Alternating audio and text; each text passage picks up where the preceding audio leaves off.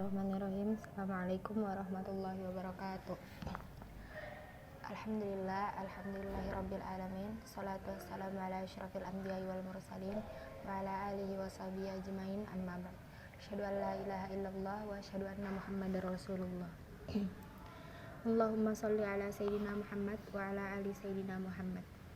Pertama-tama, perkenalkan, nama saya Riyad Fakhir Al-Syifa dari Prodi Ilmu Al-Quran dan Tafsir Universitas Ibnu Khaldun Bogor. Di sini saya akan memaparkan beberapa materi dari mata kuliah Ulumul Quran.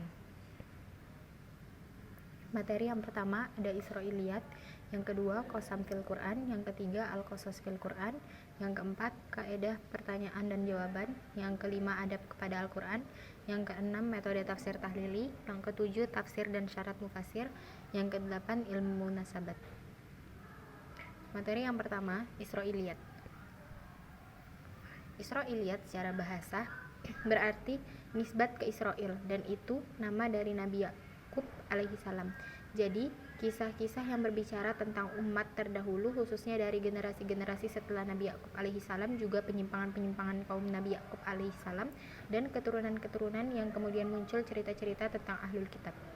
Kisah-kisah ini terbawa setelah banyaknya dari orang ahlul kitab yang memeluk agama Islam karena mereka yang membaca Taurat dan Injil. Lalu kisah ini kebawa dan diceritakan ketika mereka sudah memeluk agama Islam. Jadi pada intinya Israiliyat adalah kabar atau riwayat-riwayat yang dinukil dari Bani Israel.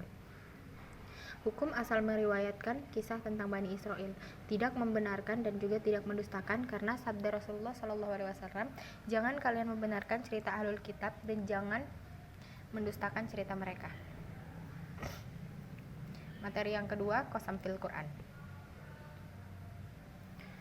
Qasam fil Quran atau sumpah-sumpah dalam Al-Quran boleh bagi Allah Subhanahu wa taala untuk bersumpah atas ciptaannya, tapi tidak dengan manusia. Maksudnya di sini, manusia hanya boleh bersumpah atas nama Allah Subhanahu wa taala. Allah Subhanahu wa taala berfirman dalam Quran surah Al-Maidah ayat 57 yang berbunyi, A'udzu billahi minasyaitonir rajim. Bismillahirrahmanirrahim. Ya ayyuhalladzina amanu la tattakhidul ladzina ittakhadhu dinakum huzwan wa la'iban minal ladzina utul kitaba min qablikum wal kuffara awliya wattaqullaha in kuntum mu'minin. Yang artinya, wahai orang-orang yang beriman, janganlah kamu menjadikan pemimpinmu orang-orang yang membuat agamamu jadi bahan ejekan dan permainan, yaitu di antara orang-orang yang telah diberi kitab sebelummu dan orang-orang kafir, orang musyrik, dan bertakwalah kepada Allah jika kamu orang-orang yang beriman. Interaksi terbagi menjadi 3 tingkatan. Yang pertama, ibtidai, yang kedua, ingkari, yang ketiga, thalabi. Klasifikasi Qasam fil Quran. Dalam Al-Quran, Allah SWT bersumpah atas zat dan sifatnya. Za'amal ladzina kafaru an lan yub'atsu qul bala wa rabbi latub'atsunna tsumma latunabba'unna bima 'amiltum wa dzalika 'ala Allahi yasir. Orang-orang yang kafir mengira bahwa mereka tidak akan dibangkitkan. Katakanlah Muhammad, tidak demikian. Demi Tuhanku, kami pasti dibangkitkan. Kemudian diberitakan semua yang telah kamu kerjakan, dan yang demikian itu mudah bagi Allah Subhanahu wa taala.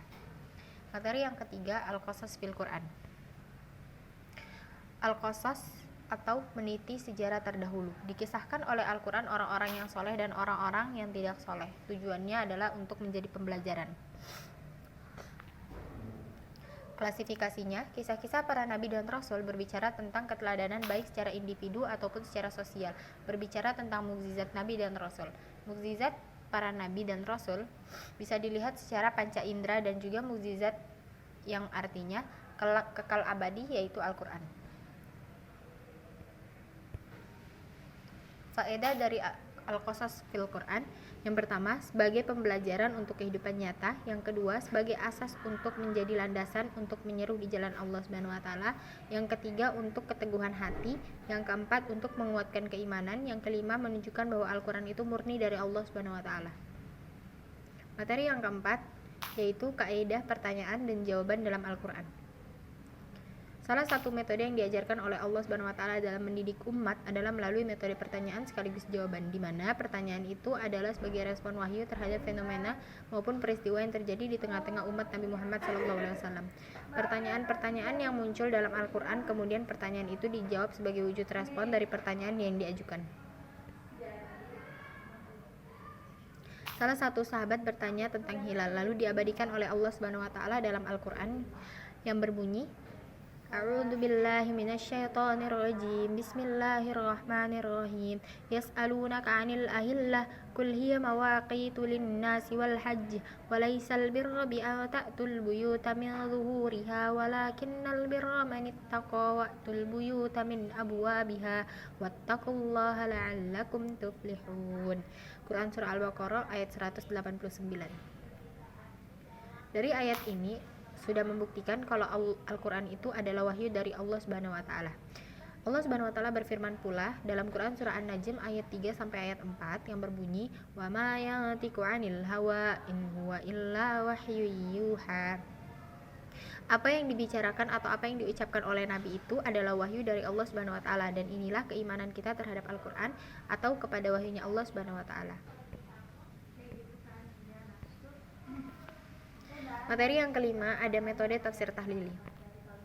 Metode tafsir tahlili terbagi menjadi 4, yaitu metode penafsiran ijmal atau global, yang kedua metode penafsiran tahlili, yang ketiga metode penafsiran maudu'an atau tematik, yang keempat metode penafsiran mukarin atau komparatif. Langkah-langkah penjelasan metode tahlili. Bila menggunakan metode penjelasan tahlili, sering digunakan beberapa langkah penjelasan, yaitu yang pertama, penjelasan Makki dan Madani di awal surah, yang kedua, menjelaskan azabun nuzul, yang ketiga, menjelaskan pengertian mufradat, yang keempat, i'rab dan balaghah, yang kelima, penjelasan unsur fasohah, gender, dan ijaz, yang keenam, penjelasan isi umum ayat dan maknanya, yang ketujuh, penjelasan hukum dan diambil ayat yang dibahas.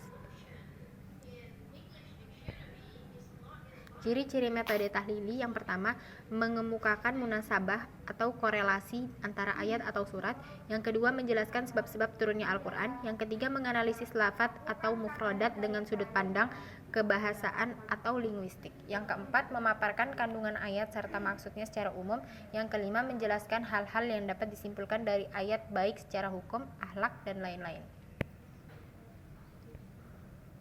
Materi yang keenam ada adab kepada Al-Qur'an.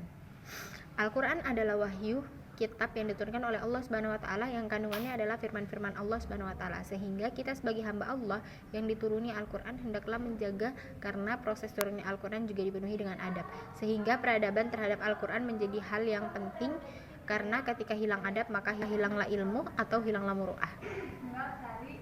Para ulama menganjurkan membaca Al-Qur'an hendaklah mencium kitab, karena itu adalah sebagian dari adab. Adab terhadap Al-Qur'an itu adalah tulisan atau harus sesuai dengan mushaf Utsmani.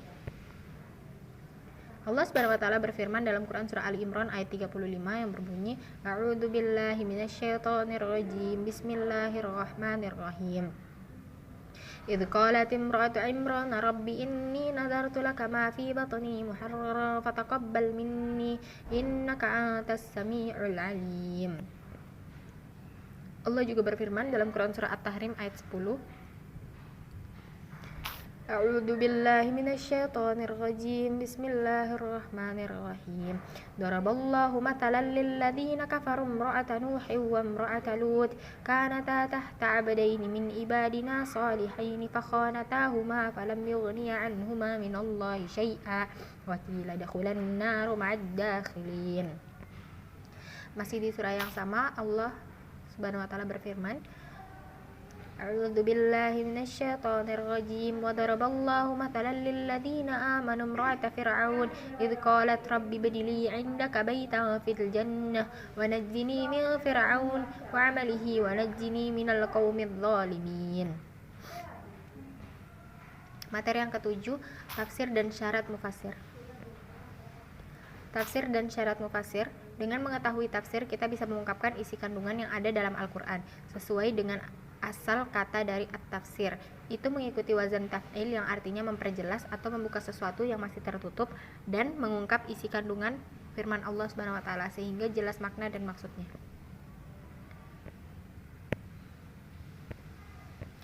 Materi yang ke-8 yaitu ilmu munasabat. Yang pertama, mengenal studi relevansi Al-Quran. Di dalam Al-Quran, jadi bagaimana teori dan praktek. Cara menghubungkan antara ayat dengan ayat yang lain ataupun surat dengan surat, dan ilmu itu penting di dalam ulumul Quran. Karena dengan ilmu ini kita bisa menyingkap hukum dan hikmah yang terdapat di dalam firman Allah Subhanahu wa taala. Ilmu munasabat secara bahasa itu artinya al-muqarabah, saling berdekatan. Jadi kata munasabat itu seakan dengan kata nasab seperti ungkapan fulanun yunasibu fulanan ayyuqarribu minhu. Yang kedua, memahami Al-Quran secara terpadu dan holistik. Allah Subhanahu wa taala berfirman di dalam Quran surah Yusuf ayat 2, "Inna anzalnahu Qur'anan Arabiyyan la'allakum ta'qilun." Sesungguhnya kami telah menurunkan Al-Quran dalam bahasa Arab agar kamu mengerti. Mungkin sekian dari saya. Segala kekurangannya mohon dimaafkan. Syukran. Wassalamualaikum warahmatullahi wabarakatuh.